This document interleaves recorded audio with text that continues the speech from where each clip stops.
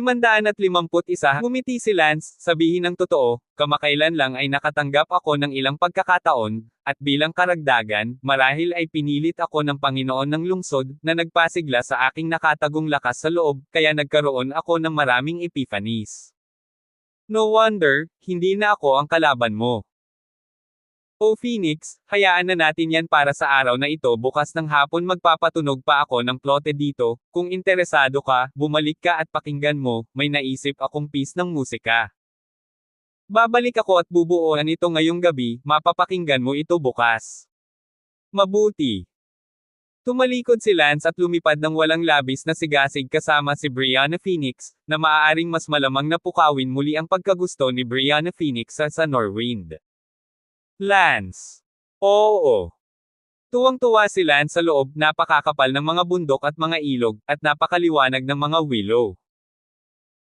Nang gabing iyon, bumalik si Lance sa The Whist Temple, hinahanap sina Sally at Elsa, sinabi sa kanila ni Lance ang tungkol sa mga kaganapan ngayon, masaya sila para kay Lance, ang tanging pinaghirapan nila ay ang panloloko ni Lance. Damdamin ni Brianna Phoenix. Sa unang pagkakataon na nakita ko ito, naisip ko na ito ay isang magandang ideya para sa akin na makuha ito. Kinabukasan, pumunta pa rin si Lance sa ilog na kawayan, tumutugtog ng plota. Ang unang bagay na kailangan mong malaman ay hindi mo kayang mawala ang iyong pera. Ang tune na tinugtog ni Lance ngayon ay isang bagong tune, tiyak na hindi mismo ni Lance ang gumawa, kundi ng kanyang nakatatandang kapatid na babae. Pagkatapos ng pag-ihip, tumaas ang side Phoenix. Ito ba ang sinabi mo kahapon, ang bagong tone na ginawa mo? Tanong ni Border Phoenix. Oo. Sabi ni Lance na may bastos na tango. Sobrang ganda, pinapakinggan ko na, ano pangalan ng kanta? Wala pang pangalan ang kanta, at ikaw ang unang nakarinig nito, kaya tawagin natin itong Phoenix by the River. Ah! Nagulat ang Border Phoenix, nanginginig ang kanyang katawan, at sa hindi malamang dahilan, biglang bumilis ang tibok ng kanyang puso. Siya ang unang nakarinig nito, at ito rin, ipinangalan sa kanya, The Phoenix by the River. No, Norwan can rename it. Sabi ni Phoenix na may abalang pulang mukha. Bakit? Ayokong magkamali si Arlene. Sinabi ni Lance, pero ikaw ang unang nakarinig ng bagong himig kong ito, at bukod pa, na-inspire akong isulat ito habang tumutugtog ng plauta sa tabi ng ilog na ito, kaya katuwirang tawagin itong Phoenix by the River. Ayoko. Mariing sabi ni Brianna Phoenix, ngunit ang kanyang puso ay tumitibok sa loob at ang kanyang tibok ng puso ay tumatakbo. Oh, Phoenix, ang pangalan ng tune na ginawa ko, kung ano ang gusto kong itawag dito, iyon ang negosyo ko. Sabi ni Lance. Napunit si Brianna Phoenix, walang magawang sinabi, hindi talaga ako dapat pumunta para makinig sa himig mo, kung alam lang ni Arlene, siguradong mali ang pagkakaintindi niya. Phoenix, sa totoo lang, ako. Ano ka? Ang unang bagay na kailangan mong gawin ay magtanong. Napaarlanian si Lance sa gulat, hindi, wala lang, babalik muna ako. Pagkatapos sabihin iyon, mabilis na tumalikod si Lance at lumipad palayo. Oh! Medyo nanghihinayang si Brianna Phoenix sa totoo lang, pareho siyang natakot na si Lance ang talagang magsabi nito, ngunit inaasahan din niya na sasabihin niya ito. Bilang resulta, biglang tumigil si Lance sa pagsasabi nito at lumakad palayo, na talagang nagpaganyak. Kanyang gana. Biglang naging parang mataas na si Lance, at talagang natutong maghangad. Ang unang bagay na kailangan mong gawin ay tingnan ang pinakabagong bersyon ng artikulong ito. Ang gana na ito ay naghang, at ngayong gabi ang Phoenix ay siyam sa bawat 10 ay nag-i-imagine ng mga bagay, at pagkatapos ay hindi makatulog ng maayos sa buong gabi. Siya ba, parang, katulad ko? Bakit pa ang unang nagparinig sa akin ng isang himig, na hindi ko pa narinig ni Arlene, ay pangalon sa akin? Kung talagang gusto niya ako, ano ang dapat kong gawin? Hindi pwede, tao siya ni Arlene, hindi pwede. Si Brianna Phoenix ay parehong masaya at punit-punit at natatakot sa loob, pagkatapos ng lahat, si Arlene ay kanyang kaibigan. Ang unang bagay na kailangan mong gawin ay tingnan ang pinakabagong karagdagan sa iyong tahanan. Nasaan ang Norwind? Hindi ba araw-araw siyang tumutugtog ng flute dito? Bakit wala siya ngayon, bakit ah? Medyo nababalisa si Brianna Phoenix, hindi nakita si Lance, biglang nakaramdam ng pagkawala sa loob, kasama ang hungry appetite kahapon, pati na rin ang isang gabi ng kalokohan. Sa ngayon, si Lance ay lihim na nanunood mula sa malayo. Si Lance ay sadyang hindi darating ngayon, kahapon ay nagpahayag ng kaunting impormasyon na siya ay may gusto sa kanya, at pagkatapos ay si Lance ay hindi maaaring magmadali sa pag-atake, ngunit manatili sa kanyang gana, mas mabuti. Hindi nagpapakita sa loob ng ilang araw, upang si Brianna Phoenix ay magsimulang makaramdam ng pagkabalisa sa loob, at ang pakiramdam para kay Lance ay mag-iinit sa pagkabalisa. Sa oras na iyon, ito ay kapag umatake si Lance, at siya rin, ay maaaring hindi nasugpuin ang kanyang mga emosyon, gaano man karami ang mayroon si Arlene, at mahulog sa yakap ni Lance, sa takot na hindi makita ni Lance. Kahit sinong muli tulad ng ginawa niya ilang araw na nakalipas. Siyempre, ang lahat ng ito ay batay sa katotohanan na gusto ni Brianna Phoenix si Lance, kung hindi, ang batas na ito ng mga pick-up na babae ay hindi epektibo. Ang susunod na araw, ang ikatlong araw, ang ika-4 na araw, Lance ay nawawala, Brianna Phoenix araw-araw na pumunta sa ilog, hindi makita Lance, panloob na mas at mas balisa. Hoy! Bakit hindi mo pinuntahan si Brianna Phoenix ng ilang magkakasunod na araw, paano mo pa rin ako matutulungan sa aking planong paghihiganti tulad nito? Natagpuan ng Evil Cloud Old Man si Lance. Ngumuso si Lance, sinabi mo pa rin na hindi mo na ako ay especially iya, ngunit hindi ko inaasahan na naninilip ka pa rin sa akin.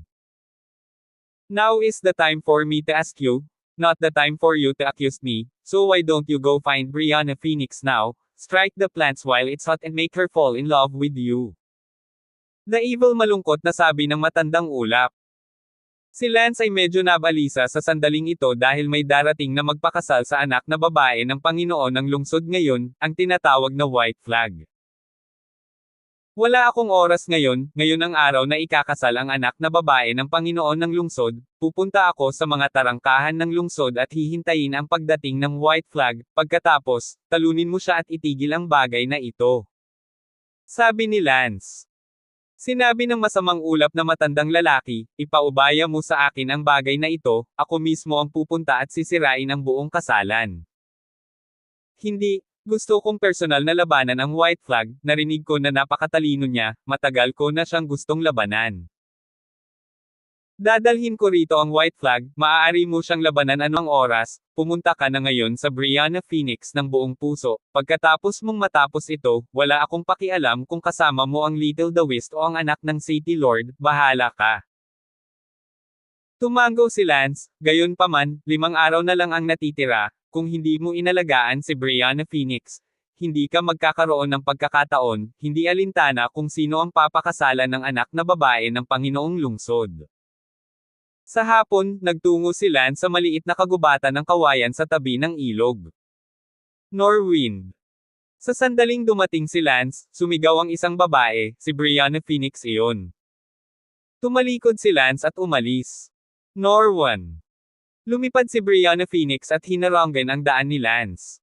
552. Bakit ka nagtatago sa akin, Norwind? Tanong ni Brianna Phoenix na iniisip iyon araw at gabi nitong mga nakaraang araw. Ako, para sa isa, ay hindi makaharap sa iyo, lalo na Arlene. What do you mean? Diin ni Brianna Phoenix. Naramdaman ni Lance na malapit na ang oras para mangolekta. Phoenix, bigla akong nakaramdam ng pag-ibig sa iyo, kaya hindi kita kayang harapin. Sabi ni Lance. Ang ilong ni Brianna Phoenix ay masakit at ang kanyang mga mata ay namumula, kahit na nahulaan na niya ang sagot na ito, ang kanyang ilong ay masakit nang marinig niya mismo si Lance na nagsabi nito. Norwind. Isinubsob ni Brianna Phoenix ang sarili sa mga bisig ni Lance. Oo. Lihim na nasa sabik si Lance sa loob, hanggang sa puntong ito, sa wakas ay ito na ang unang matagumpay na hakbang. Hindi na napigilan ni Lance, niyakap si Brianna Phoenix gamit ang kanyang backhand, emosyonal ding sumabog si Brianna Phoenix, niyakap ng mahigpit si Lance. Norwind, I also like you. Don't hide from me, okay? Sabi ni Brianna Phoenix sa malambing na boses. Narinig ni Lance ang kanyang tunay na damdamin, biglang nakaramdam ng kaunti, naawa sa kanya, niloloko ang kanyang damdamin, napakabuti. Ang isang segundo upang tandaan na basahin ang libro. Hindi mahalaga, hindi ito ang totoong mundo, ang pag-aaral ng Second Power Method ang pinakamahalagang bagay. Sabi ni Lance sa loob. Sa ngayon, napakasaya ni Brianna Phoenix, at nakalimutan niya ang lahat tungkol kay Arlene. Sinabi ni Lance, Phoenix, ganito ba tayo, mabibigyan ba natin ng hustisya si Arlene? I don't know. Brianna Phoenix said internally punited din. Kung ganoon ay huwag na nating ipaalam kay Arlene. Fine, whatever you say. Malumanay na sabi ni Brianna Phoenix. Tumingin si Lance sa magiliw na si Brianna Phoenix, pakiramdam na tila siya ay medyo napalitan, na para bang siya ay talagang isang tao mula sa panahong ito. Kung maaari, si Lance ay talagang ayaw nang maranasan ang ganitong pakiramdam. Sa pagkakataong ito, sa di kalayuan, may tumawa hihihi, itong batang ito, kalahating buwan lang, hinabol niya ang apo ni Brandon, manliligaw talaga hahaha. Makalipas ang kalahating oras, nag-spark sina Lance at Brianna Phoenix at parang baliw na naghahalikan. Norwind, bumalik ka muna ngayon? You should go visit Arlene. Today was supposed to marry her white flag. 10 miles outside the city, the welcoming team was killed by mysterious people, white flag whereabouts unknown. Sinabi ni Lance, hindi ako makakapunta ngayon ay isang espesyal na araw, ang pagkakataong magpakita ako sa Arlene ay masyadong mataas na malalaman ng Panginoon ng lungsod at mawawalan ako ng sarili kong buhay. Gusto lang kitang makasama ngayon, ayokong pumunta kahit saan. Norwind. Natouch si Brianna Phoenix kaya nahulog siya sa mga bisig ni Lance at niyakap muli, nag-hiking ng mahabang panahon, hanggang sa dumilim. I should go back. Sabi ni Side Phoenix. Sabi ni Lance, pero hindi ko kayang makita kang umalis. Norwind. Si Brianna Phoenix ay nananabik na tumingin kay Lance, na tila nag-aatubili ding humiwalay sa kanyang unang lasa ng pag-ibig, na napakatamis at masaya sa pakiramdam. Sa gabi, pupunta ako sa iyong lugar. Sabi ni Lance. Namula si Brianna Phoenix. Sa kasamaang palad, expert ang lolo mo, malalaman na yata ako bago pa man ako tumuntong sa Brianna House, kaya kalimutan mo na. Nakita ni Brianna Phoenix na sinabi ni Lance na kalimutan ito, at nakaramdam muli ng kaunting pagkawala, isang kakaibang sikolohiya. Si Brianna Phoenix ay abala sa pagsasabing, ang aking mga lolo't lola ay hindi kasing lakas ng inaakala mo na sila ay kung sila ay isang napakalakas at makapangyarihang tao, tiyak na mararamdaman nila ito sa sandaling pumasok sila sa tirahan, ngunit ikaw ay nasa antas na ito. Masyadong mahina ang chi mo, lolo't lola ko, hindi ka nila papansinin. Totoo rin, paano papansinin ng mga tao ang isa sa lakas ni Lance, dahil ito ay masyadong mababa, tulad ng. Kung ito ay nasa antas ng Evil Cloud Old Man, kung gayon naramdaman ito bago pa man ito malapit. Kung gayon, pagkatapos ay hahanapin kita sa gabi. Sabi ni Lance. Namula si Brianna Phoenix at sinabing, makakamot ka sa sarili mo. Pagkasabi nun, nahihiyang tumakbo si Brianna Phoenix. Noong gabing iyon, dumaan din si Lance sa underground aqueduct at pumasok sa Brianna Mansion, na nakakagulat na mas malaki pa kaysa sa City Lord's Mansion. Si Lance ay nakakuha ng costume ng isang katulong at malayang lumabas at pumasok dito, kaya ang publiko ay hindi pansinin mo siya. Ito ay isang magandang bagay na mayroon kang maraming mga tao na naghahanap ng isang paraan upang mas ulit ang iyong pera. Sa sandaling ito, ang buwan at mga bituin ay manipis, at si Brianna Phoenix ay nakaupo sa harap ng bintana. Norwind say, come find me tonight. He will really come.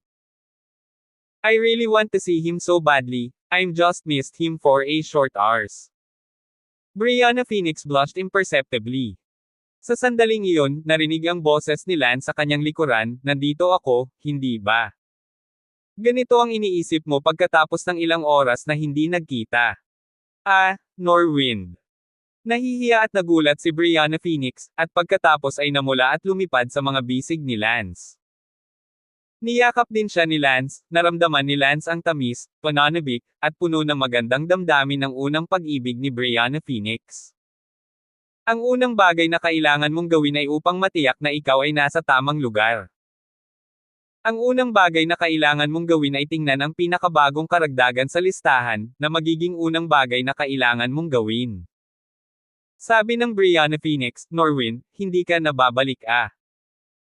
Ang unang bagay na kailangan mong malaman ay hindi ka masyadong sigurado sa iyong ginagawa. Hindi nilalayo ni Lance na makasama siya sa kama ng may ganoong layunin. Phoenix. Nandito ako. Ako, hindi kita kayang iwan.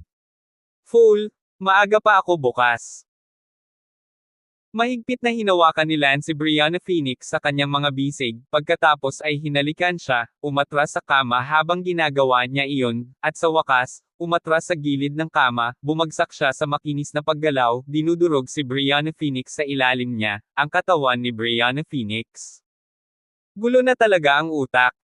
Ito ay kung paano matagumpay na gamulong si Lance sa kanya. Ang unang bagay na kailangan mong malaman ay kung paano makuha ang pinakamahusay sa sitwasyon. Si Brianna Phoenix ay hindi kapanipaniwala sa nangyari, habang si Lance ay nagtagumpay sa plano, ang tagumpay ay nasa paningin. Nagsisisi ka ba? Nang makita ni Lance ang kanyang katahimikan, nagtanong siya. Hindi ko lang naisip, buti na lang sayo na ako, so don't you dare negative me in the future. Syempre hindi. Norwind, mahal kita. Gagawin ko ang lahat para sa iyo, kahit buhay ko ito. Sige. Matulog ka na. Kailangan kong umalis ng Brianna House bukas ng madaling araw, para hindi matuklasan at masira ang iyong reputasyon, tutal babae ka pa naman na hindi pa nakakalabas ng court. Aha! Niyakap nila ang isa't isa at natulog. Kinaumagahan, umalis si Lance sa Brianna House ng madaling araw. Norwan, kagabi pumasok ka sa Brianna House, bakit hindi ka lumabas ng isang gabi, nagtagumpay ka ba na day ng Brianna Phoenix mula sa kanyang kalinisan? Abala sa pagtatanong ang masamang ulap na matandang lalaki. Damn, hindi mo ba maaaring gamitin ang salitang cheat? Pinandilatan siya ni Lance, si Lance ay nakakaramdam na ng guilt sa loob, at ang matandang multo na ito ay bumalik upang lokohin ang kanyang kailan isang puri, na lalong nagkasala kay Lance. Norwan, huwag mong kalimutan, nandito ka para tulungan akong tapusin ang plano kong paghihiganti, kung hindi mo matutunan ang Sakang Power Technique. Sige, hindi ko na kailangan mong paalalahanan, alam ko na ang gagawin. Ngayong matagumpay mo na siyang nalinlang sa kailan isang puri, ang susunod na hakbang ay linlangan siya na nakawin ang Ching Cheng sword ng kanyang lolo, nasa iyo ang oras, mas mabilis mas mabuti. Alam ko, hindi ko kailangan mong turuan ako. Naiinip na sabi ni Lance.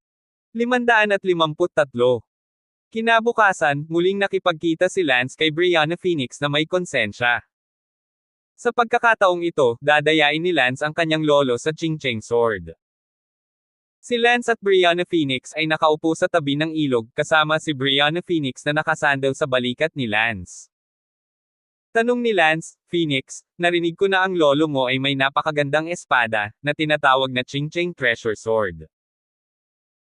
Medyo nagulat si Brianna Phoenix, paano malalaman ni Lance ang tungkol sa bagay na iyon, ngunit si Brianna Phoenix ay walang anumang panlaban, naramdaman niyang tao na siya ni Lance, si Lance ay hindi makakagawa ng anuman laban sa kanya, at tumango. Nang hindi nag-iisip, oo.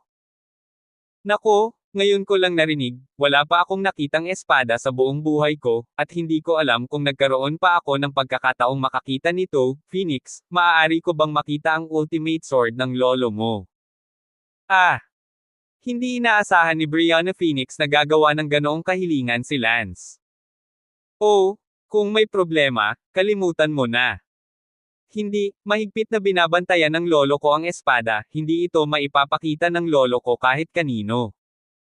Norwind, kung gusto mo talagang makita ito, maaari kong magnakaw at ipakita ito sa iyo.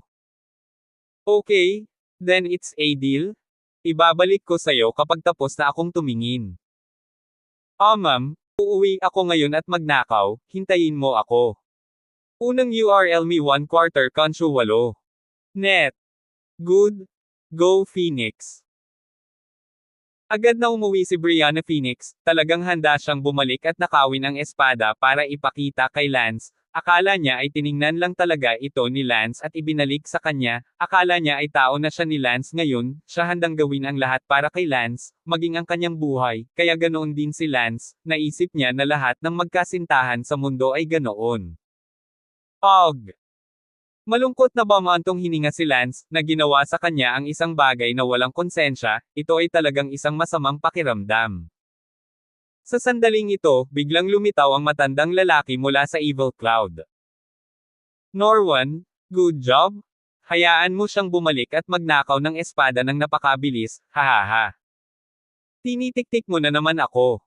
Ngumuso si Lance. Huwag mong pakialaman ang maliliit na detalye, malapit na itong gumana ngayon, kapag ninakaw niya ang espada, pinatumba mo siya, pagkatapos ay pinuputol ang kanyang mga suso, at ang kanyang ilalim, at iiwan siya dito. Kapag nagising siya, malalaman ko ang lahat, na niloko siya sa kanyang damdamin, at nawalan din siya ng espada, at naputol siya, hahaha. Kapag nalaman ito ng kanyang lolo na si Brandon at ng kanyang asawa, sa tingin ko ay napakaganda ng ekspresyong iyon. Kung ano ang ginawa nila sa akin noon, nakuha nila ang kanilang kabayaran sa kanilang apo, cool. The Evil Cloud Old Man burst out laughing. Ngunit sa loob, lalo pang nag-alinlangan si Lance, hakbang-hakbang, sa wakas ay naipit niya si Brianna Phoenix sa ring, nang hindi pa niya naaabutan si Brianna Phoenix, si Lance ay gustong-gustong maabutin siya, ngunit ngayong malapit na siya. Upang magtagumpay, nag-alinlangan si Lance, kahit na nagnanais na hindi siya nagtagumpay noong una.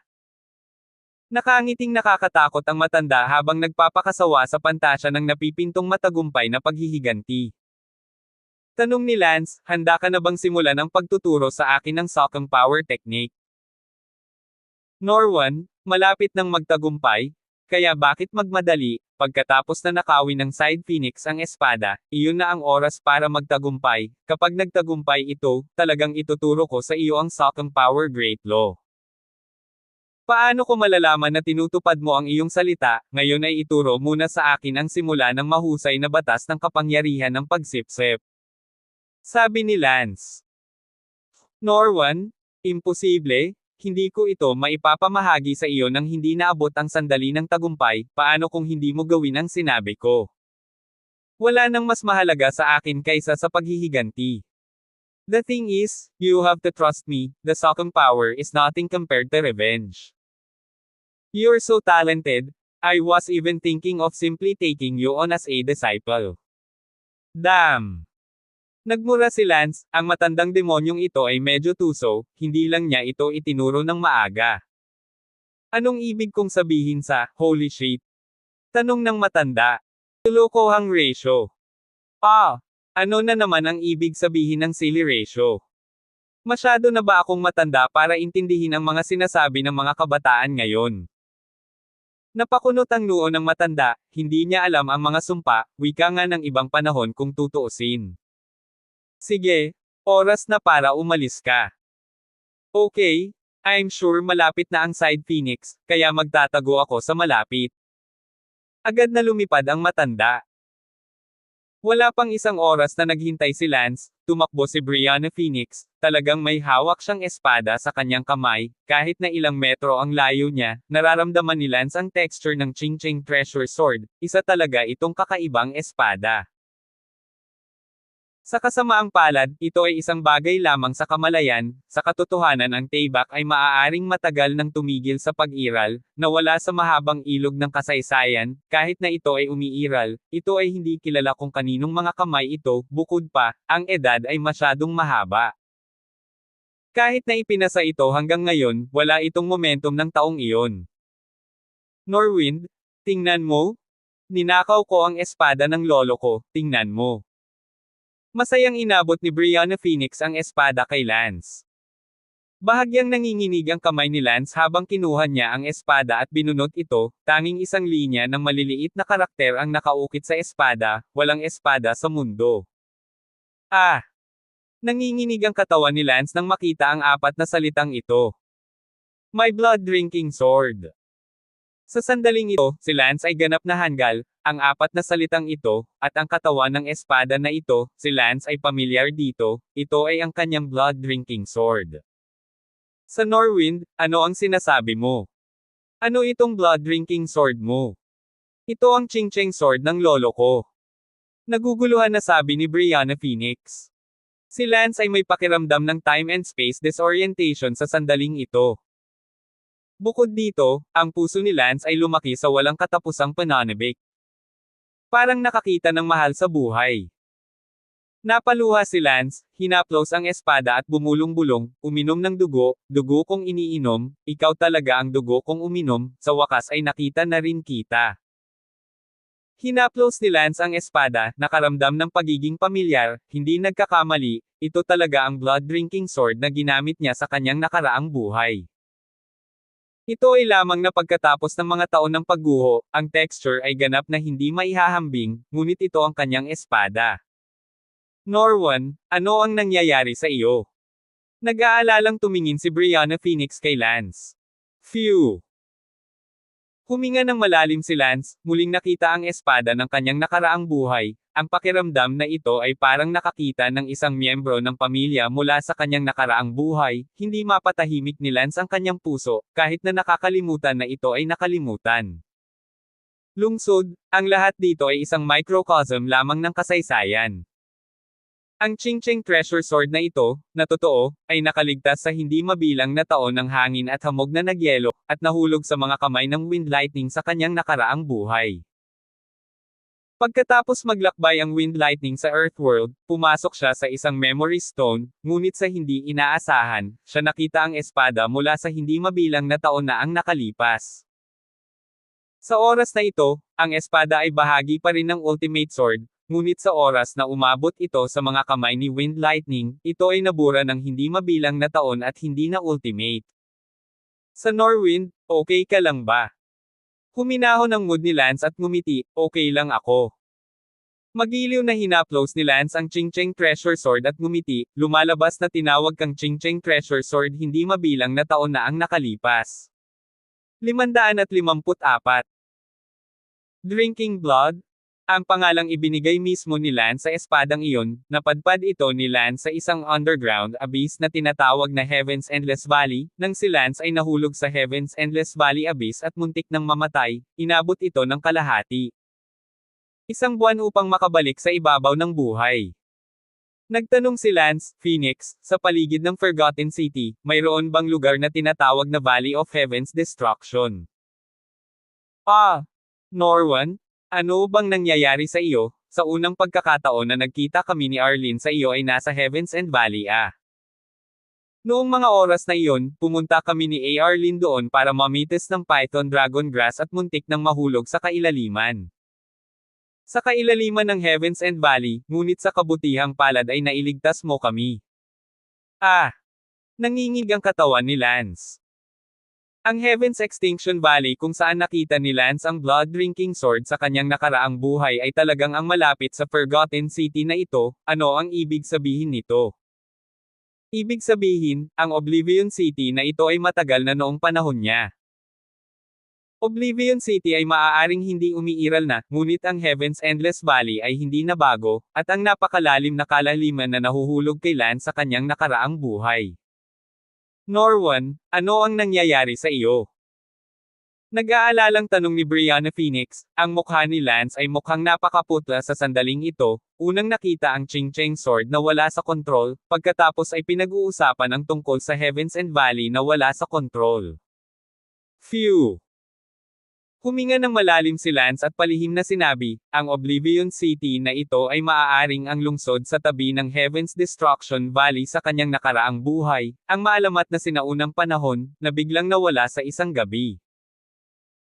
Sa nakaraang buhay ni Lance, alam ng lahat ang isang alamat na noong sinaunang panahon, mayroong isang lungsod sa tabi ng Heavens and Valley na orihinal na may populasyon na 1,000,000, ngunit ito ay nawala sa isang gabi at ang lahat ay hindi na matagpuan.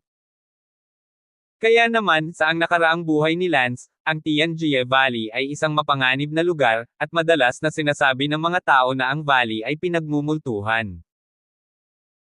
Sa oras na iyon, naisip ni Lance na ito ay isang Marley na Arlaniungaw lamang, walang ganoong bagay bilang isang sinaunang panahon ng lungsod, magulo, si Lance ay may kinikilingan na maglakbay sa Tianjia Valley. Ang kumpanya ay nasa proseso ng pagbuo ng bagong produkto sa nakalipas na 2 taon. Sabi ng matandang iyon, kung maglakas loob siyang saktan ang apo ko, pagsisisihan ko siyang dumating sa mundong ito. Sinabi rin ng matandang babae, mabuhay man siya o mamatay ay depende sa kung paano niya pipiliin. Tandaan ang website na Konsyo8.net. Ang matandang bastard na iyon, si Evil Cloud, ay talagang kasuklam-suklam at walang kahihiyan, na naghihikayat sa iba na saktan ang aking apo upang masira ang ating mga puso. Ang sabi ng matandang babae, matanda, hindi ba tayo dapat lumabas kaagad bago pa huli ang lahat at maging sanhi ng pinsala sa Phoenix sa taong iyon? Hindi, kung lalabas tayo kaagad, siguradong malalaman ng matandang bastard na si Evil Cloud, tapos tatakas siya, tapos ngayon hindi ko pa naramdaman ang pinagtataguan niya, kaya maghintay ka pa. Pero paano kung may mangyari sa Phoenix? Asawa, sobra kang nag-aalala, sa lakas ng batang iyon, kahit na libu-libong metro ang layo niya, sapat na akong patayin siya sa sandaling hampasin niya, walang mangyayari. Espada, natatakot akong gawin niya ito sa susunod. Sinabi ng matandang babae, mas nag-aalala ako kung gaano kalungkot ang puso ni Phoenix kapag nalaman niyang niloloko siya ng batang ito sa kanyang nararamdaman, sa unang pagkakataon na binigyan siya ng ganoong seryosong damdamin. Ngunit wala tayong magagawa tungkol dito, at sa oras na malaman natin, huli na ang lahat. Nagnganga ang matanda. Buhay ni Lance ang nasa isip niya. Sa dulong bahagi ng Nether. Norwind. The Norwind. Ilang beses tumawag si Phoenix. Oh, Phoenix, ayos lang ako. Bahagyang ngumiti si Lance. You scared the hell out of me, you just looked so scared. Phoenix, huwag kang mag-alala, hindi kita sasaktan. Sabi ni Lance. Aha, alam ko na.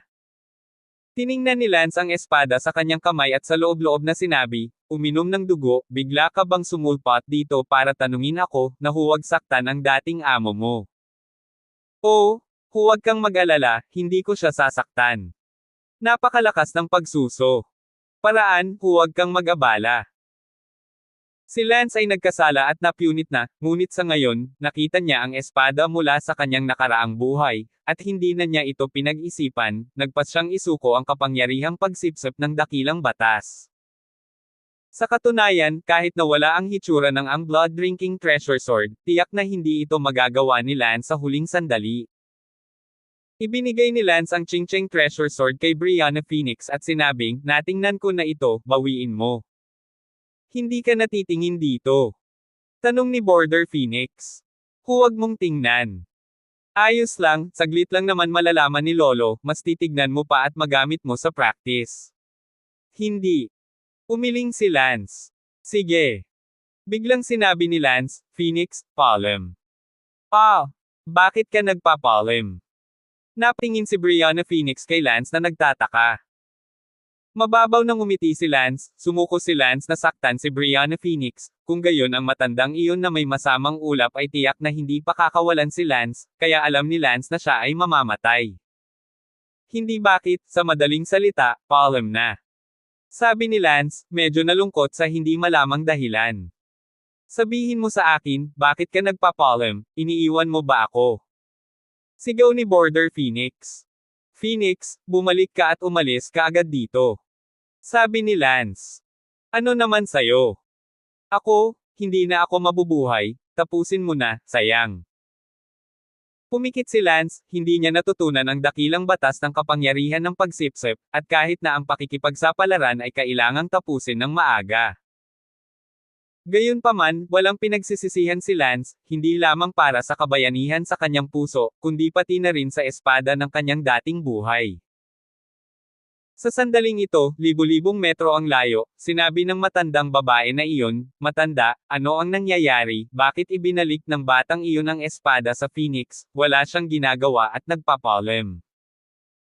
Sabi ng matanda, ang batang ito ay piniling sumuko sa pananakit sa Phoenix, nagpaalam siya sa Phoenix dahil, alam niyang tiyak na papatayin siya ni Evil Cloud. Kaya, pinili ng batang ito na mamatay mismo, mas gugustuhin niyang mamatay kaysa saktan ang Phoenix. Oo, hindi ko inasahan na ang batang ito ay gagawa ng ganoong pagpili, mabibilang siyang swerte, o makikita kung paano ko siya ililigtas. Pero ngayon, hindi na siya hahayaang mabuhay ni Evil Cloud.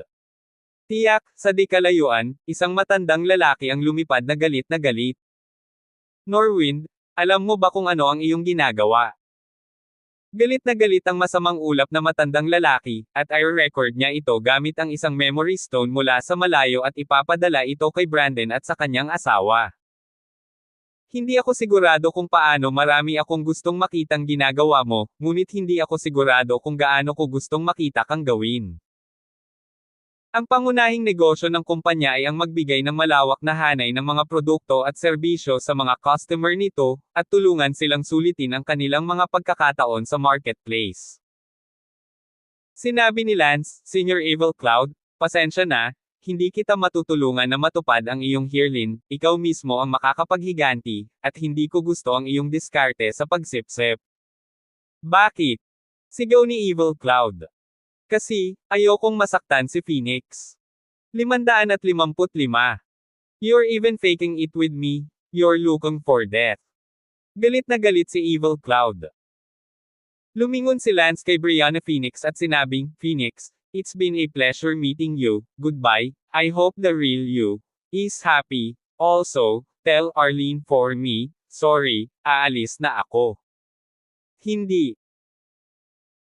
Tila alam ni Brianna Phoenix na nang magpaalam si Lance, ang ibig sabihin nito ay mamamatay na siya, at sumigaw, na hamarang sa daan ni Lance, ang kanyang mga mata ay tumingin sa masamang ulap matandang lalaki at sumigaw, bakit mo pinatay Norwin? Hindi ako papayag na makatakas ka, lolo ko si Brandon, kung maglakas loob kang patayin si Norwin, hahayaan ka ng lolo ko na mamatay. Ang masamang ulap na matandang lalaki ay nandidiri na sinabi, asawa, umalis ka sa harapan ko, huwag mo akong patayin ng maaga, hindi mo pa naabot ang oras ng kamatayan na pinlano ko. Huminga ng malalim si Lance at sinabing, Senior Evil Cloud, gawin mo. Mamatay ka na. Hinampis ni Evil Cloudton ang kanyang palad kay Lance. Swoosh! Sa sandaling ito, isang malakas na enerhiya ng chi ang lumipad. Ah! Tumigil si Evil Cloudton sa pag-atake kay Lance at binaliktad ang buong katawan niya pabalik. Lumipad ang isang matandang lalaki at isang matandang babae.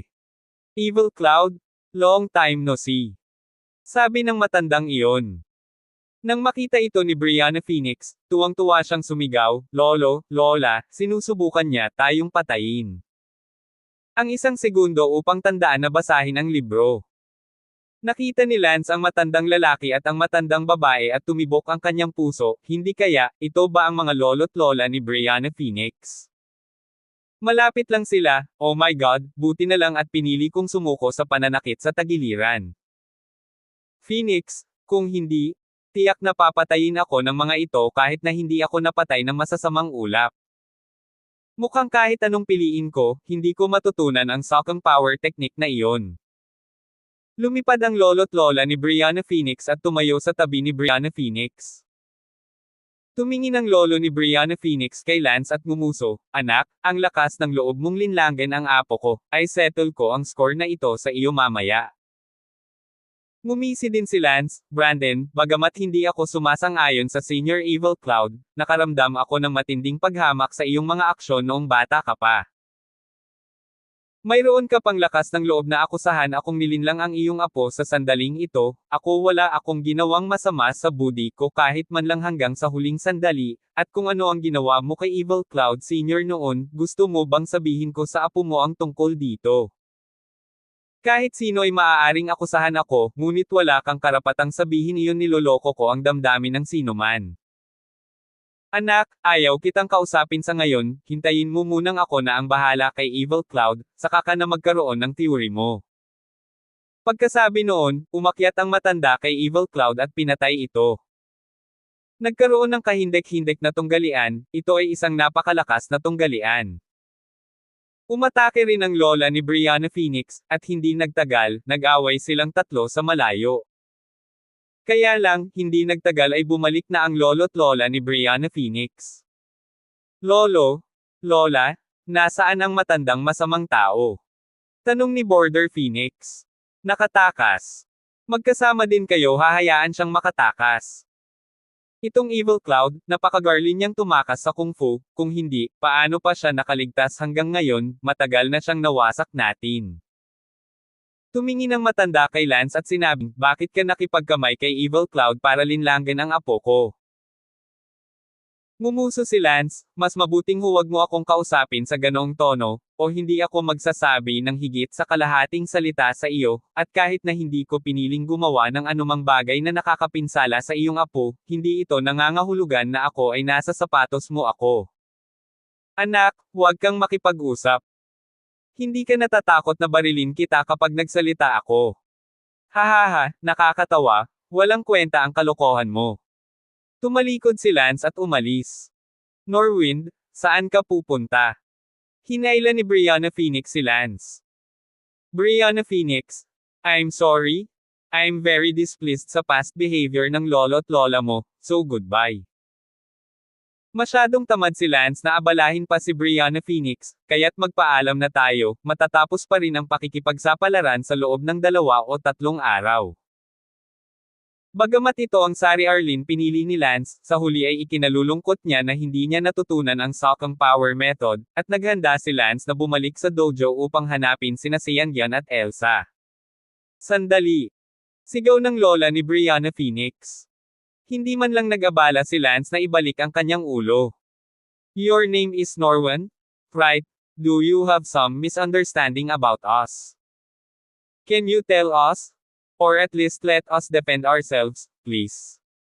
Sabi ng lola ni Brianna Phoenix. Tumigil sandali si Lance at bumalik, sinabi ni Evil Cloud na noong bata pa siya, gusto kanila ni Brandon, tapos nakipagsanib puwersa ka kay Brandon, nagkunwari kang gusto mo siya at pinakasalan siya, tapos niloko mo siya. Ninakaw ang heirloom sword ng kanyang pamilya, at ginawa siyang eunuch.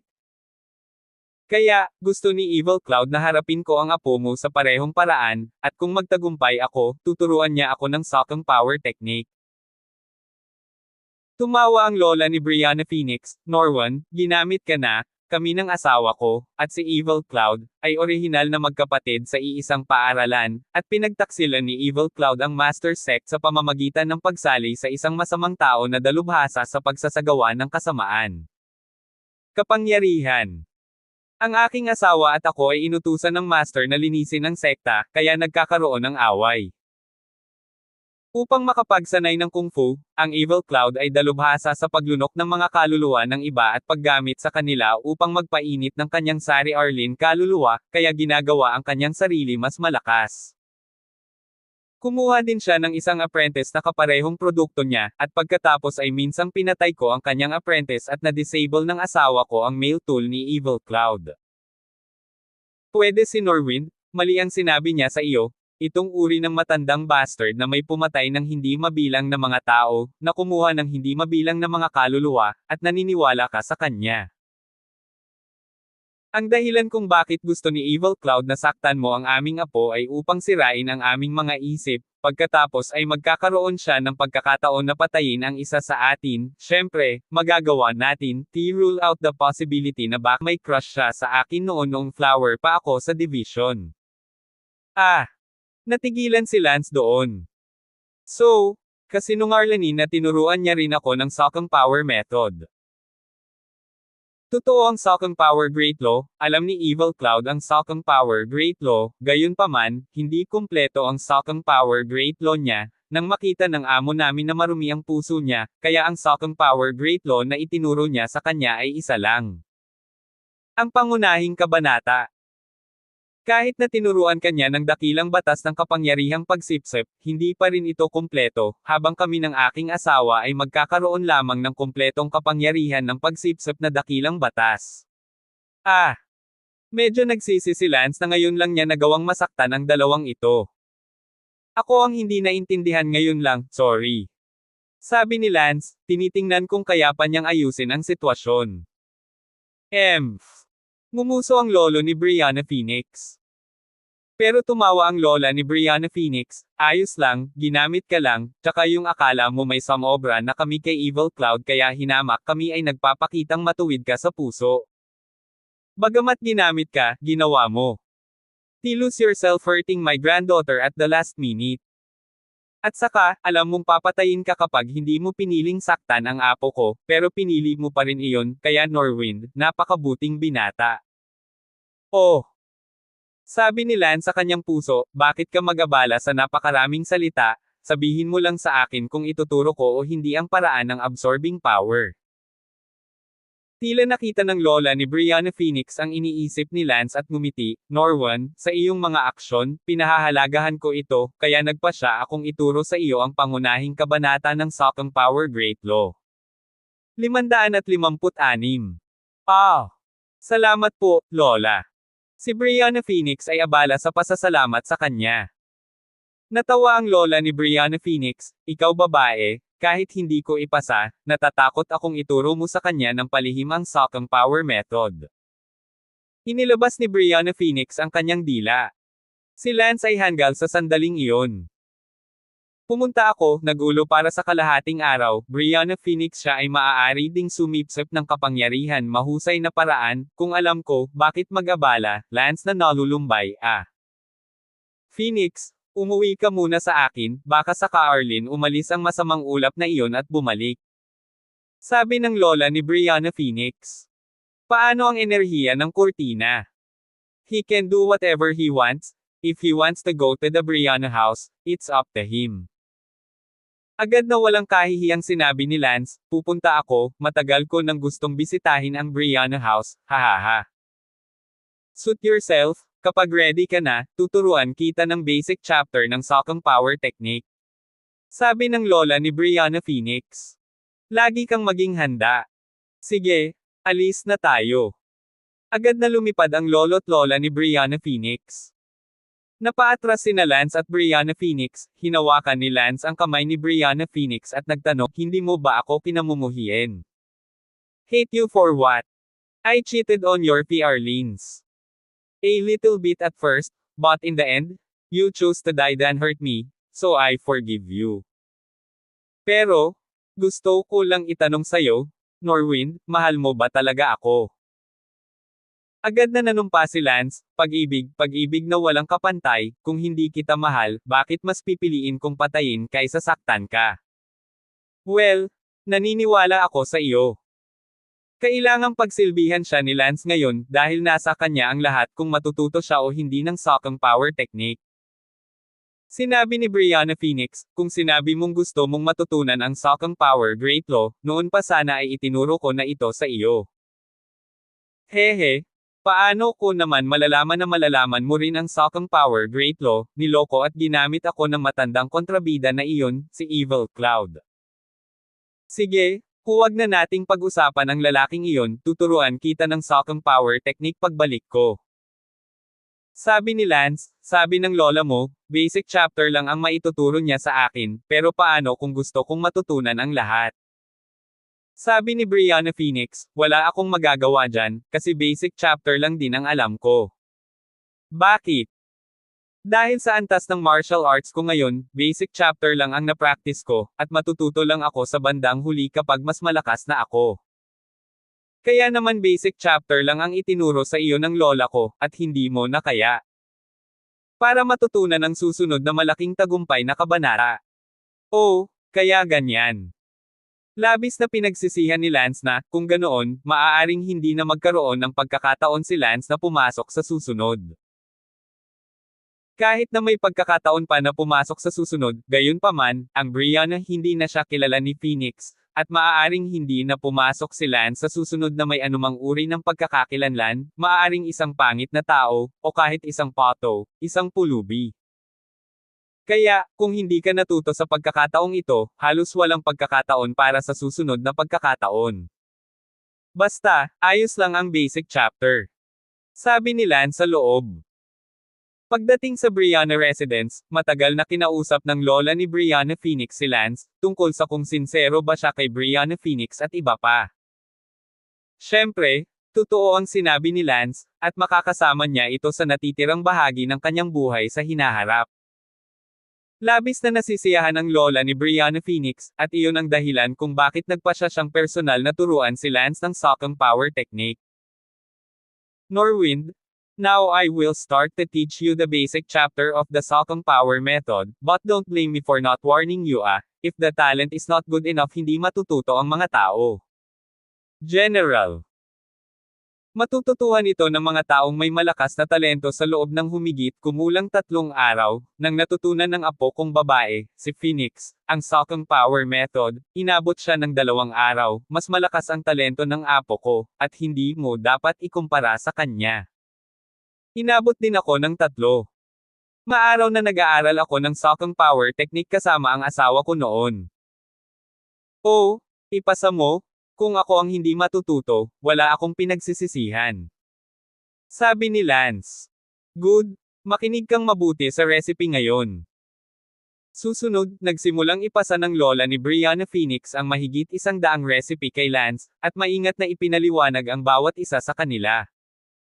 I'm not sure if this is the case, but I'm not sure if it is the right thing to do. Phoenix, labas tayo. Huwag mo siyang istorbohin. Good. Sabi ni Brianna Phoenix kay Lance, Norwan, go for it, magtatagumpay ka. Manam. Agad na nagsimulang magsanay si Lance. Ang orihinal na akala ni Lance ay talagang mahirap, ngunit pagkatapos niyang magsimulang mag-practice, natanto niya na hindi ito kasing hirap gaya ng iniisip niya. Makalipas ang mga 3 oras, nasanay na si Lance. Oo, na-practice ko na. Pinunasan ni Lance ang kanyang palad sa hangin, isang hindi nakikitang gas ang sumisipsip patungo sa kanyang palad, kung idiin sa katawan ng isang tao, hihilahin nito ang panloob na lakas ng kalaban, at ang lakas ng kalaban ay biglang tumaas. Nang hina. Kahit na ang ibang tao ay mas malakas kaysa sa kanya, wala na siyang kalamangan. Lumabas si Lance sa silid, sa labas ng gilid si Phoenix at ang kanyang lola ay naglalaro ng chess. Phoenix, honestly, nawala ba ang virginity mo? Lola, ako. Nakita ni Lola na nawala ang shoujo sand mo. Lola, ako po, nawalan po ako ng virginity. Nawalan ka nga ng virginity, kailan nangyari, hindi ka pa nga kanina eh. Nagulat ang lola ni Brianna Phoenix. Lola, ilang araw na ang nakalipas nang mawala ang virginity ko. Paano ang pagbibigay ng lakas ng kurtinang iyon?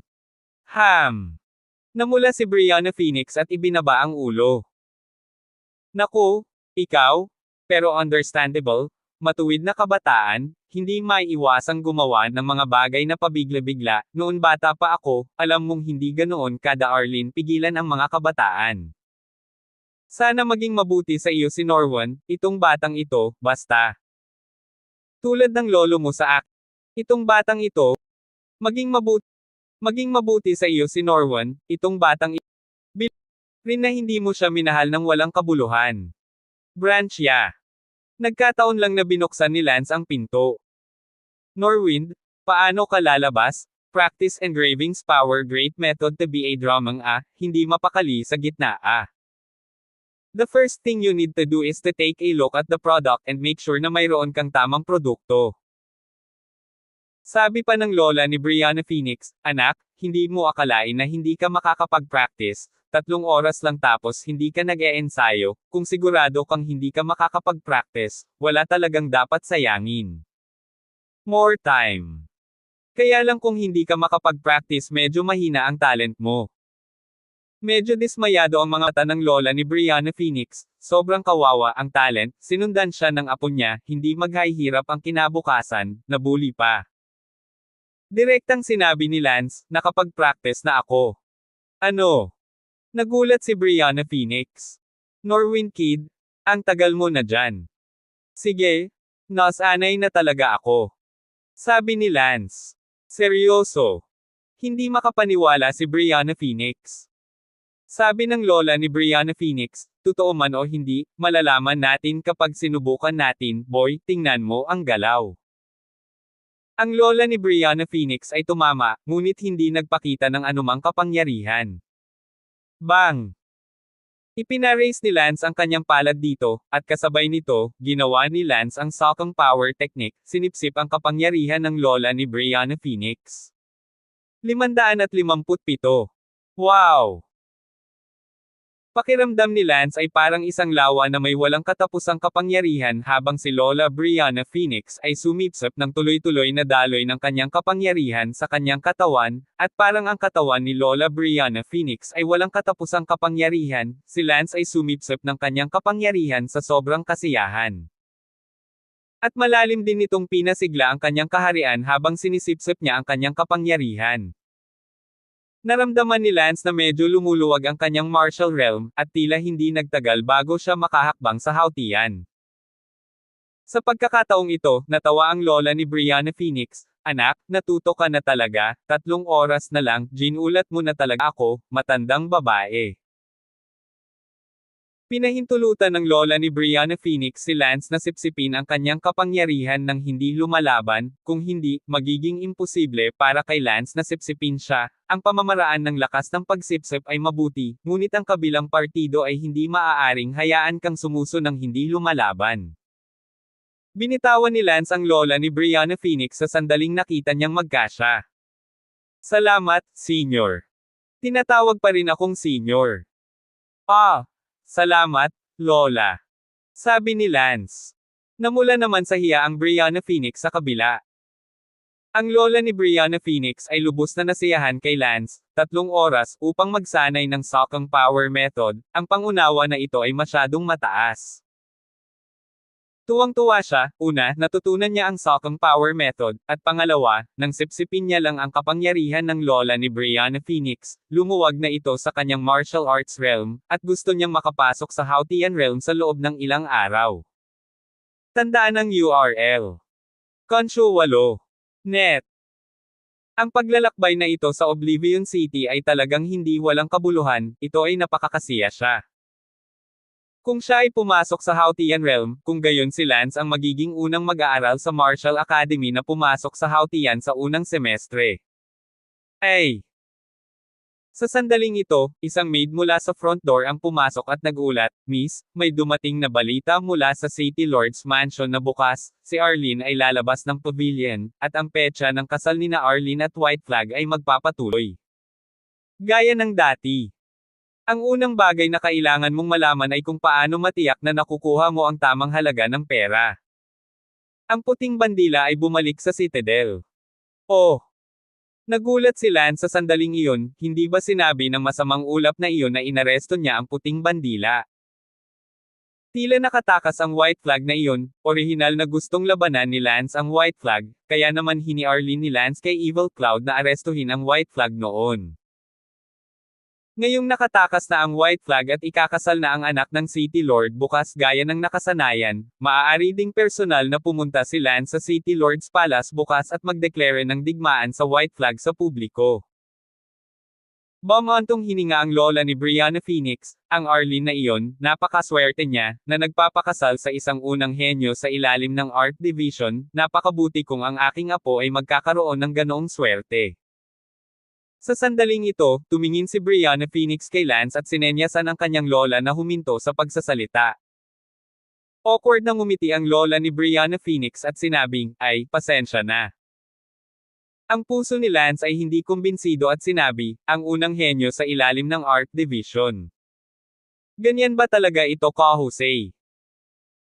Norwan, kahit na hindi ka komportable, ngunit ang White Flag na iyon ay talagang isang talento, ang kinikilalang talento sa unang araw sa ilalim ng buong Art Division, at siya ang personal na disipulo ni Duke Chinglan, hindi banggitin ang ating nakalimutang lungsod, walang bata. Ang talento ng parehong antas sa ilalim ng buong dibisyon ay isang tugma para sa kanya. Hindi ba maaaring makipagdeal sa kanya kahit ang Sokong Power Technique? Tanong ni Lance, gusto sana siyang hamanin ni Lance, ngunit ngayong natutunan na niya ang Sokong Power Method, hindi na ito dapat maging mahirap. Ang matandang multo ni Chinglan Gong na iyon, ang pinakamalakas niyang diskarte ay ang Mud Bull Technique, ang ating Sokong Power Great Law, ang Mud Bull Technique ay maaaring mawala ng husto ang ating kapangyarihan.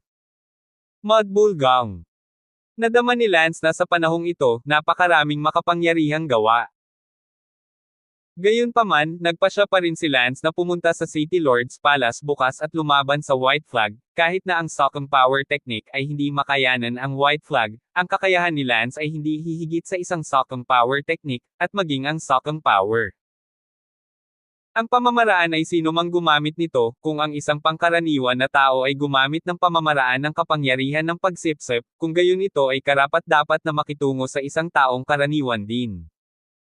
Phoenix, alis muna ako, see you tomorrow. Norwan, ikakasal na si Arlene bukas, ikaw. Oh, bukas na lang tayo mag-usap. Bahagyang ngumiti si Lance, tumalikod at umalis. Ang pangunahing negosyo ng kumpanya ay ang magbigay ng malawak na hanay ng mga produkto at serbisyo sa mga customer nito, at tulungan silang sulitin ang kanilang mga pagkakataon. Ang kumpanya ay nasa proseso ng pagbuo ng bagong produkto sa nakalipas na 2 taon. Sige, bumalik ka at isipin mo, sana wag kang gumawa ng kalokohan. Lumipad si Lance. Si Lance ay hindi nakinig, kahit na si Lance ay hindi kalaban ng White Flag, si Lance ay tiyak na pupunta at labanan ang White Flag. Ang layunin ni Lance ay hindi ang kumuha ng asawa ng isang tao, siya ay nakikipaglaban lamang sa isang henyo at malakas na tao. Para sanayin ang sarili. Bumalik si Lance sa The Whist Temple. Kumusta? Si Sally at Elsa ay abala sa pagtatanong. Tama. Malaki rin ang natamo ni Sally at Elsa, kasing aga ng 10 araw na nakalipas, matagumpay nilang na-visualize at ang kanilang kaharian ay nakapasok sa Outer Gate Perfection, at, nitong mga nakaraang araw, pakiramdam nila ay pupunta sila. Pindutin muli ang Outer Gate Perfection. Natutunan ko na ang Socom Power Great Law, pero basic chapter lang ito ng Socom Power Great Law, yun lang ang magagawa ko sa ngayon, bukas pupunta ako sa City Lord's Mansion, baka ito na ang huling laban ko sa nakalimutang lungsod. Pumunta sa City Lord's Palace para saan? Si Sally ay abala sa pagtatanong. Sally, bukas ay ikakasal na si White Flag kay Arlene, dapat mong malaman na ang huling pagpasok mo rito ay ang iyong pagkakakilanlan ay ang anak ng City Lord. Imposible, ang araw na ikasal si White Flag kay Arlene ay dapat na matapos na. Sabi ni Sally. Oo, ito ay orihinal na tapos na, ngunit dahil sa aking intervention, ako ay nagkaroon ng White Flag na aresto, kaya ang petsa ay ipinagpaliban sa bukas. Bukas, ako ay lalaban sa White Flag. Nagulat si Sally, napakalakas ng White Flag, noong huli akong naging Arlene Identity alam kong ang White Flag na ito ay isang uri ng subordinate ng Art Division, ang numero 1 pinakamalakas na tao sa Inner Gate Great Perfection Level, ikaw ba? Hahamunin talaga siya. Tama, karibal man o hindi, pero kung mas makapangyarihan siya, mas gusto ko siyang kalabanan, tingnan ko kung gaano ito kalakas, hahaha. Si Lance ay may naramdamang pananabik sa loob, sa panahong ito, maaaring tunay na nakatagpo ng maraming malalakas na tao, na higit na kapana-panabik kaysa noong siya ay nasa Earth, ang pagkakataon ay bihira, paano palampasin ito ni Lance? Kinabukasan, maagang umalis si Lance sa The Whist Temple at umupo sa rooftop malapit sa City Lord's Mansion, ang kanyang mga mata ay nakatingin sa direksyon ng City Lord's Mansion. Umalis din sina Elsa at Sally sa The Whist Temple, pareho silang nag-blend sa City Lord's Mansion bilang mga bisita. Tutal, ang pagkakakilanlan ni Sally noong huli siyang pumasok sa Forgotten City ay bilang anak ng City Lord, kaya medyo pamilyar siya sa terrain. Hindi mahirap makisama, bukod pa, kilala rin ni Sally ang ilan sa mga lingkod ng City Lord, kahit na hindi na siya kilala ng mga lingkod na iyon. Sa sandaling ito, sa City Lord's Mansion na may mga ilaw at banner, ang buong Forgotten City, lahat ng mga dignitaryo ay pumunta sa City Lord's Mansion upang batiin ang anak na babae ng City Lord sa kanyang paglaya at kasal sa Lower Inner Gate Great Perfection Level ng Art Division, First Day Genius Stronger. 558. Nagsimula ang piging, ang mga panauhin ay tumira, isang lalaking nakasuot ng lahat ng pula, na may malaking bulaklak sa kanyang dibdib, gumala sa lahat ng mga panauhin, na may maligaya na mukha. Ang unang bagay na kailangan mong gawin ay tingnan ang pinakabagong karagdagan sa listahan, na magiging unang bagay na kailangan mong gawin. Sa kalagitnaan ng piging, sumigaw ang Panginoon ng lungsod, "Mahal na mga kaibigan at pamilya, salamat sa pagpunta ninyo upang magalang na ihatid ang batang babae palabas ng gabinete, dumating na ang mapalad na oras, malapit ng palayain ang batang babae, mangyaring manindigan para sa sandali upang magalang na ihatid ang batang babae palabas ng kabinet."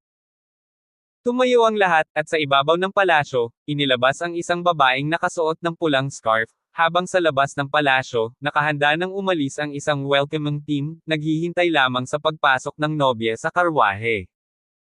Sa sandaling ito, umiiyak pa rin ang nobya na iyon, ngunit syempre, akala ng lahat ay dahil hindi siya makaalis sa bahay ng kanyang ina. Pakiusap sa nobya na sumakay sa upuan ng sedan. Inanyayahan si Arlene na sumakay sa upuan ng sedan ng karwahe. Pakiusap sa nobyo na sumakay sa kabayo. Matapos makumplito ang isang pamamaraan, sa pagpalo ng gong at ang mga panauhin ay sumisigaw ng, paalisin ang nobya, ang prosesyon ay umalis, habang ang mga bisita ay patuloy na kumakain at umiinom. Sa sandaling ito, sa isang rooftop sa labas ng City Lord's Palace, nakita ni Lance ang lahat ng ito.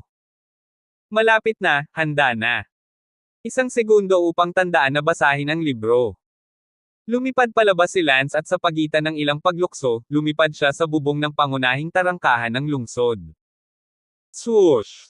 Dang! Si Lance ay tumayo ng matangkad sa bubong ng gate na may talim sa kanyang kaliwang kamay at isang espada sa kanyang kanan. Sandali!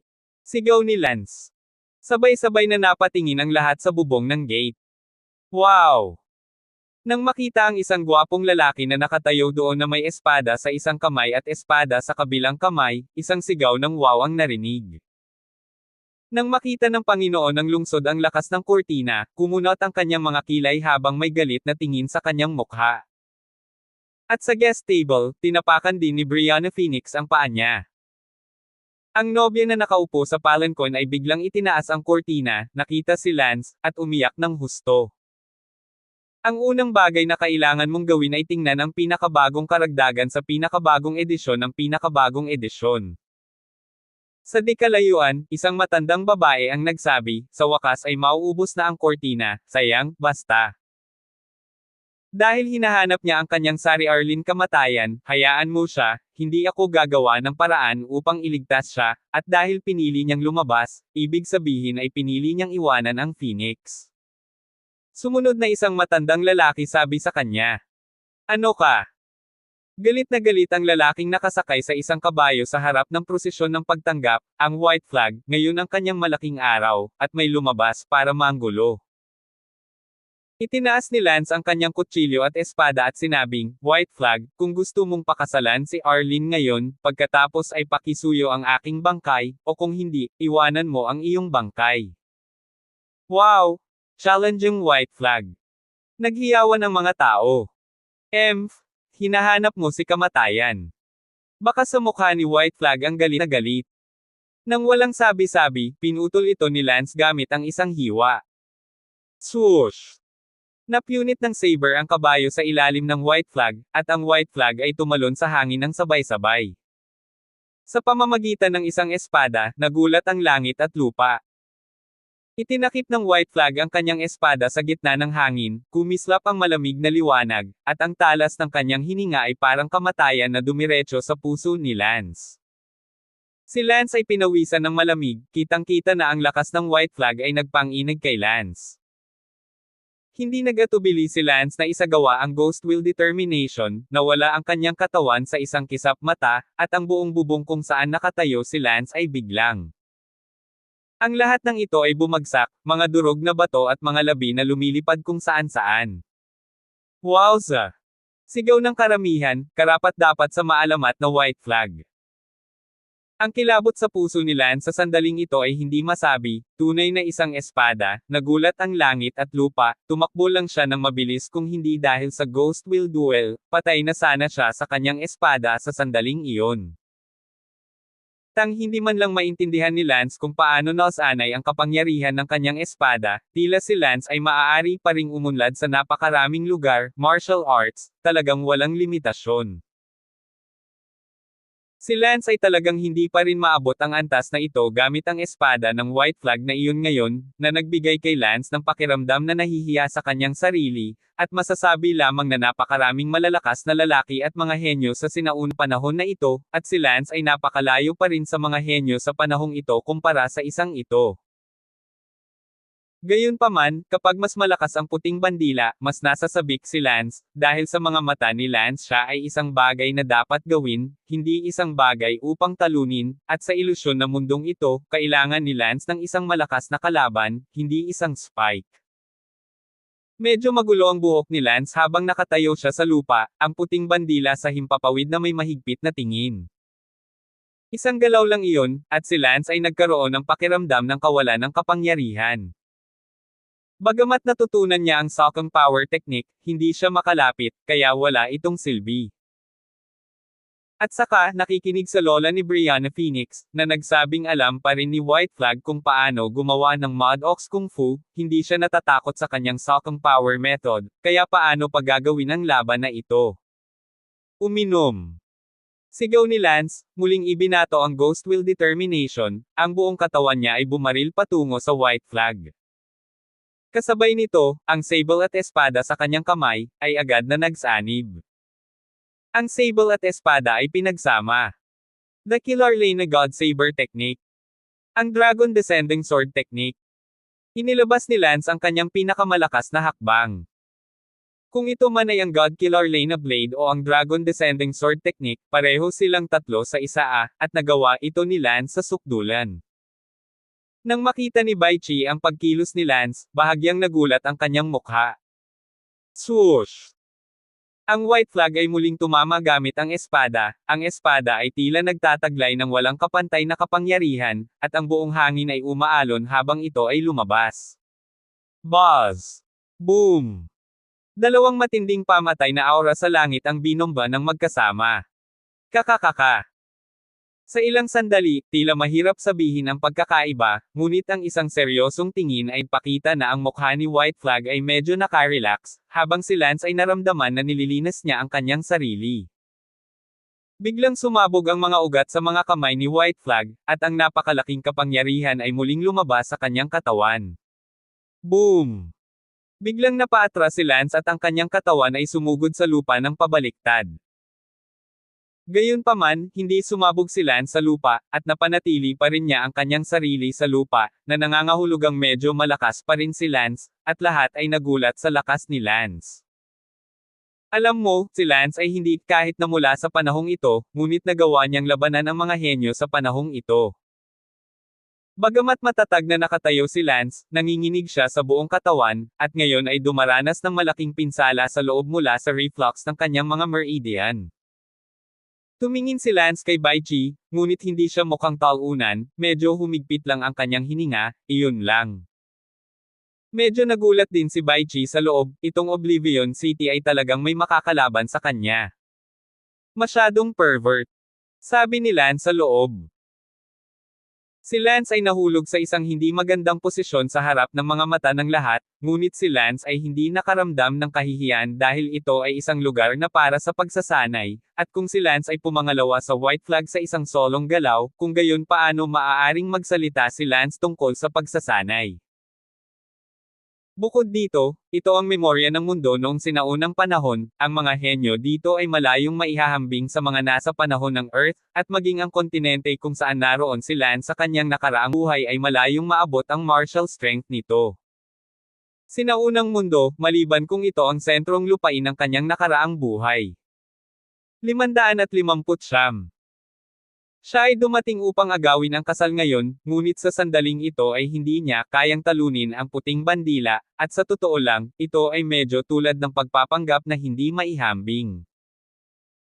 Kung iisipin mo ng seryoso, sa totoo lang, parang binugbog pa rin sa mukha, pero, ang sarap mabugbog, at bihira lang makakilala ng kalaban sa ganitong level. Habang tulala pa si Lance, nagkusa ang White Flag na umatake. Si Lance lang ang nagpasimula ng pag-atake. Naramdaman ni Lance na may paparating na bagyo sa bundok. Sa katunayan, naramdaman ni Lance sa unang engkwentro na hindi niya kayang talunin ang White Flag. Gaya ng inaasahan, nang magkusa ang white flag sa pag-atake, nakaramdam si Lance ng labis na pagkabalisa, hindi alam kung paano tutugon. Ito ay sadyang hindi sa parehong antas Wow! Tila ang pakiramdam ng pagbuhos ng tubig ng Yellow River ng marahas, lumipad si Lance palabas ng pangunahing tirahan ng lungsod. Kamatayan. Ang white flag ay naghagis ng espada kay Lance, at ito ay parang bulalakaw.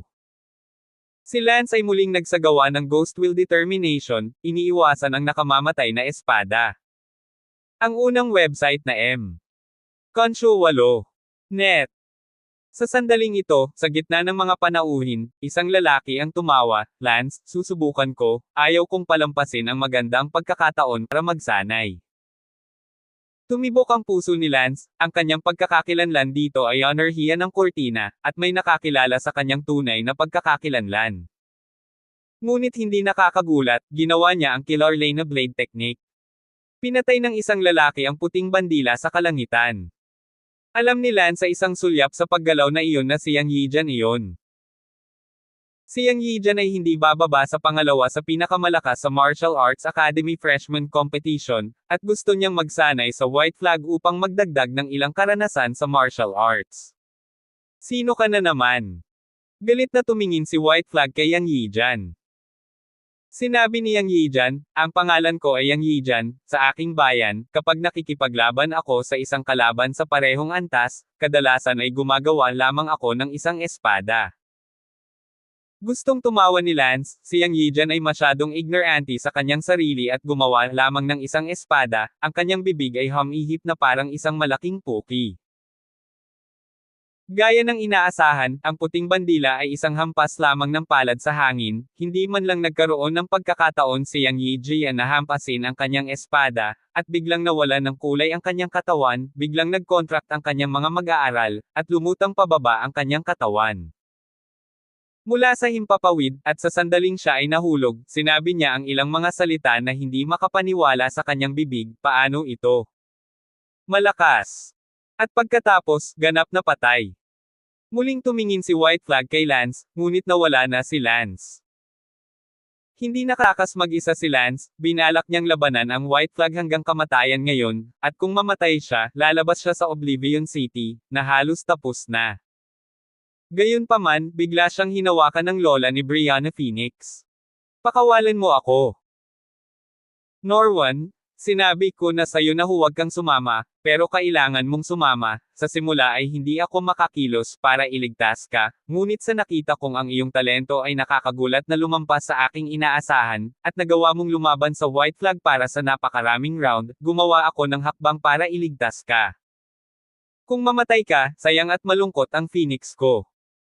Bitawan mo ako, hindi ako handang mabuhay, gusto ko lang siyang ipaglaban hanggang sa mamatay ako, nakikialam ka sa negosyo ko.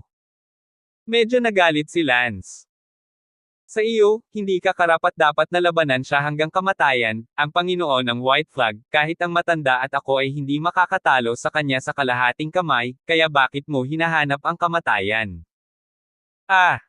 Nanginginig ang katawan ni Lance. Sa mga mata ni Lance, ang lola ni Brianna Phoenix at si Brandon ay napakalakas na, at nang hindi ito nahanap, hindi nila kayang talunin ang Panginoon ng White Flag sa kalahating kamay.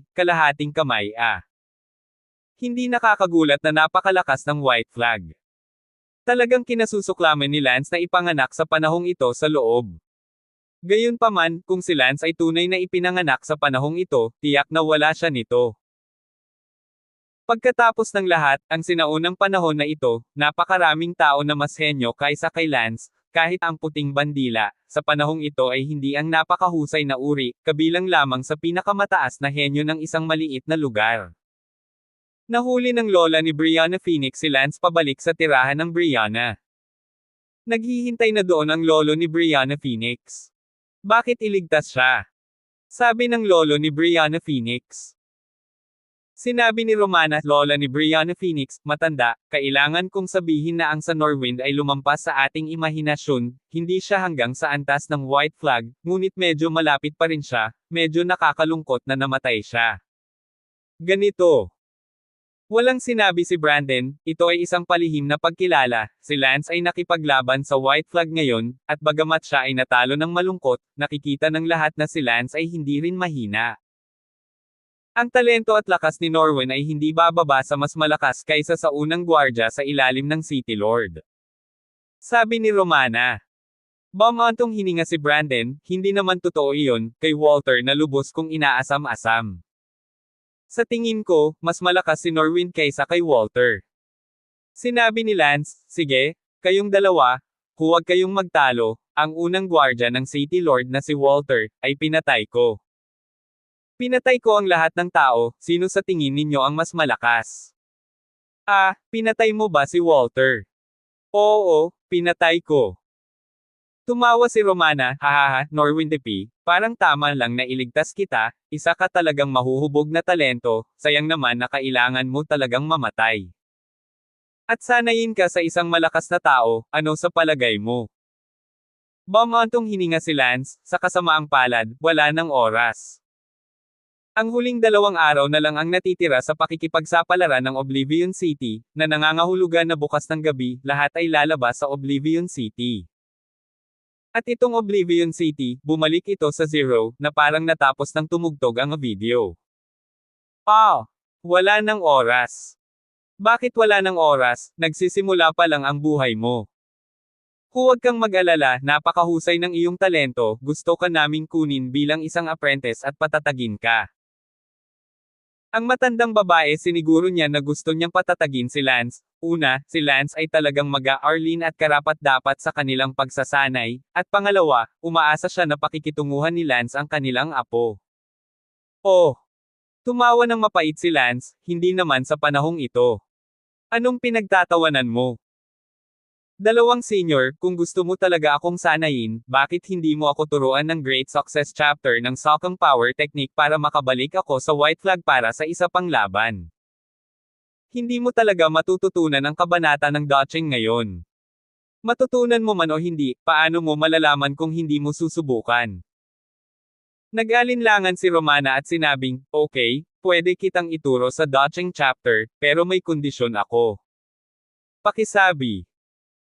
Sinabi na namin ng matanda noon na ang Great Success Chapter of Sokong Power ay gagamitin bilang dote para samahan ang asawang Phoenix sa hinaharap. Kung gusto mo talagang matutunan ito, kailangan mong maging mag-asawa ang Phoenix. Bago namin ito ituro sa iyo bilang dote. Become a couple. That's not a problem. But there's no time for that, sayang. Nanlumo si Don Lance. Anong ibig mong sabihin, paulit-ulit mong sinasabi na walang oras? Hindi malinaw na ipaliwanag sa inyo, sa madaling salita, kahit gaano ninyo ako gustong linangin, kailangan ninyong gawin ito sa loob ng 2 araw na ito, kung hindi, walang oras na mag-aksaya.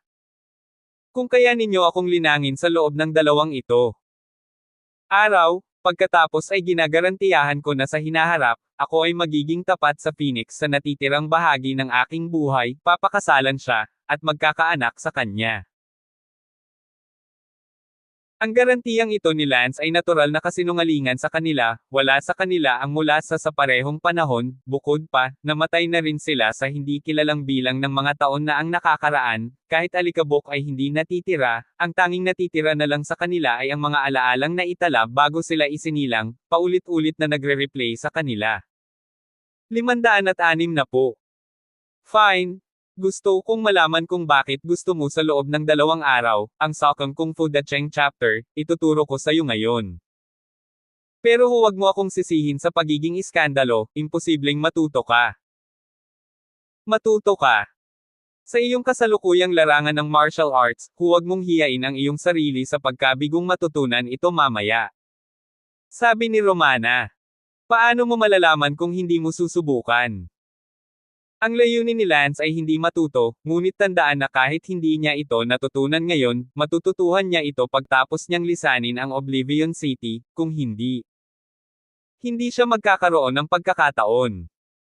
Agad na sinimulan ni Romana na ituro kay Lance ang dakilang tagumpay na kabanata ng kapangyarihang pagsipsip kay Lance. Sa sandaling matapos itong ituro ni Romana, bumalik si Brianna Phoenix mula sa pangunahing tirahan ng lungsod. Lola, Pwede po ba dito yung kurtina? Tanong ni Brianna Phoenix. Tinuruan ko lang siya ng Great Success Chapter of Sokong Power.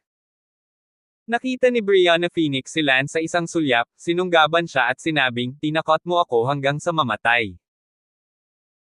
Alam ni Lance na binaygo niya si Brianna Phoenix ngayon, hindi dahil hindi niya matalo ang white flag, ngunit dahil itataya pa niya ang kanyang buhay para kay Arlene, ngunit hindi nagalit si Brianna Phoenix sa sandaling iyon at tumalon pa rin sa kanyang mga bisig. Niyakap siya ni Lance at naisip niya, talagang napakabait niya, ngunit sa kasamaang palad, hindi siya totoong tao, kung hindi, baka na-in-love na talaga si Lance sa kanya. Phoenix, okay lang ako? Binaygo lang kita. Buti naman ayos ka na, huwag ka na ulit gagawa ng kalokohan, okay? Okay, yun, mag-practice muna ako ng Great Success of Sokong Technique Ngumiti si Lance, wala na talaga siyang oras para kausapin pa si Brianna Phoenix, kailangan niyang mag-agawa ng oras. Dodging Chapter. Natarante si Brianna Phoenix. Sinabi ni Lance, ipinagkasal ka sa akin ng iyong lola, kaya ang Great Achievement of Sokong Power Chapter ay binigay din sa akin bilang dot, ngayon ay hinihintay na lang natin ang ating malaking kasal, pagkatapos ay mag-asawa na tayo. Nagulat si Brianna Phoenix at hindi makapaniwalang tumingin kay Lance, habang namumula at biglang bumilis ang tibok ng puso niya. By the way, Phoenix, kumusta ang City Hall doon? Inalis na ng white flag si Arlene, tama. Si Lance ay may ilang pinagsisihan, hindi niya naiwanan ang anak na babae ng Panginoon ng lungsod, at kalaunan ay hinayaan niyang magpakasal ang white flag her away, but that was nothing, maybe in real history, the city lord's daughter was the one who married white flag, maybe even the children and apo were already infinitely many, including this side Phoenix in front of him, history must have also married. At hindi mabilang na mga anak at apo ang nalipol sa alabok ng kasaysayan. Hindi, dahil nagpakita ka at nalampasan ang mapalad na oras, kaya hindi ka maaaring lumabas ngayon, kailangan mong lumabas bukas pagkatapos pumili ng mapalad na oras. Lumabas ka ulit bukas. Oo, bukas ay tungkol din sa oras na iyon. Masaya si Lance sa loob, kung ganoon, hindi ba niya magagawang labanan muli ang puting bandila? Lihim na sinabi ni Lance, kailangan kong pag-aralan ang Sokong Power Great Success Chapter ngayon at tingnan kung maisasanay ko ito, kahit na ang aking kasalukuyang martial arts realm ay hindi mataas, ako ay nasa likas na kaharian sa aking nakaraang buhay, kaya hindi tulad ko. Wala kang pagkakataong magsanay ng Sokong Power Great Success Chapter.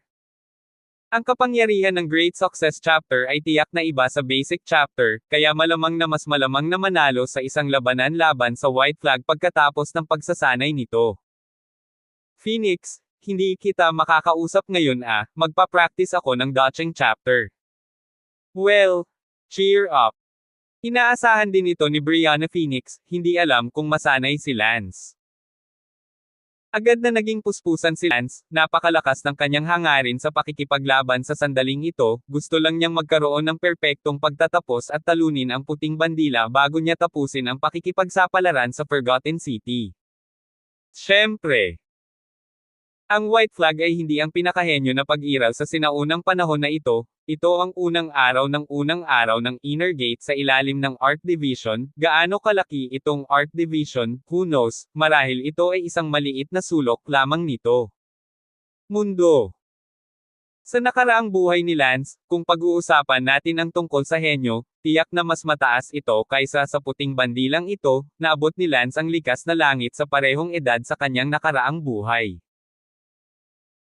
Gayunpaman, si Lance ay nagkaroon din ng kababaan sa white flag sa kanyang nakaraang buhay, iyon ay, ang paglalaro ng martial arts na gumagalaw, ang white flag ay isang espada, ang mundo ay nabigla, ang espadang iyon ay pinakamatingkad na naglalaro, si Lance na dating katutubo ay mas mababa din sa itong Lance na hahangaan. Kung ang white flag ay isang likas na talento, si Lance ay natalo, tulad ngayon. Kaya sa huli, ang nakaraang buhay ni Lance ay isa lamang mas malakas na martial arts cultivator kaysa sa white flag, ngunit sa mga tuntunin ng martial arts, ito ay mas masahol pa. Pagkalipas ng 2 oras, nasa sabik ang puso ni Lance. Yay! Nag-practice? Hindi ko akalain na mag-practice ako ng dodging chapter sa loob ng 2 oras, haha, medyo humanga ako sa sarili ko, hihihi. Pagmamalaki ni Lance sa kanyang sarili, alam ni Lance na ang dahilan niya. Ang kakayahang magsanay nito ay higit sa lahat dahil sa likas na kaharian ng kanyang nakaraang buhay, kasama ang kanyang 2 buhay, ang kanyang espiritu ay magiging mas malakas. Sa sandaling ito, sa isang patio ng Brianna House. Sabi ng isang matandang lalaki, talagang tinuruan mo siya ng great success chapter. Yeah, Norwind is a person that I feel is quite reliable. He wouldn't even risk his life for another woman. Where's the reliability? You're a bit impulsive for teaching him the dodging chapter. Matanda, di bale, imposibleng mag-practice pa siya.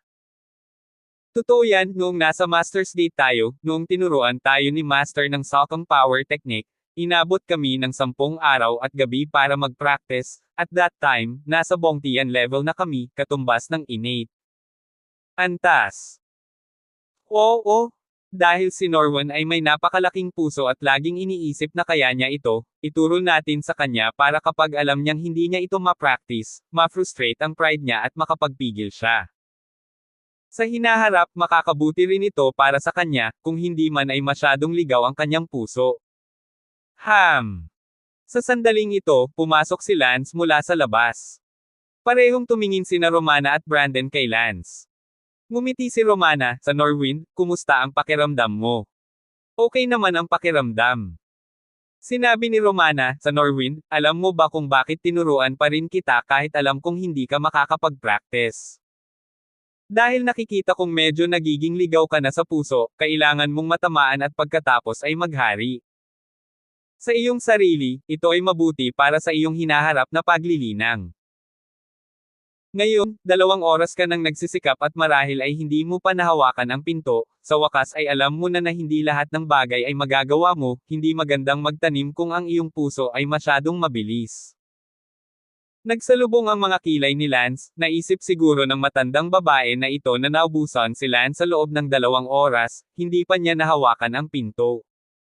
Oh! Ngumiti si Lance at sinabing, paumanhin, nag-practice na ako. Nahulog sa sahig ang teacup na hawak ni Brandon. Natulala din ang matandang babae doon. Norwan, pwede bang ulitin mo yan? Sabi ko, yung dodging chapter, na-practice ko na. Imposible yan. Gulat na sabi ng matandang babae. Nako, practice na pala, subukan mo kung hindi ka naniniwala. Mabuti. Nagtama ang matandang babae, at sinalubong ito ni Lance ng may matinding pagsipsip. Forget what they doing, keep on doing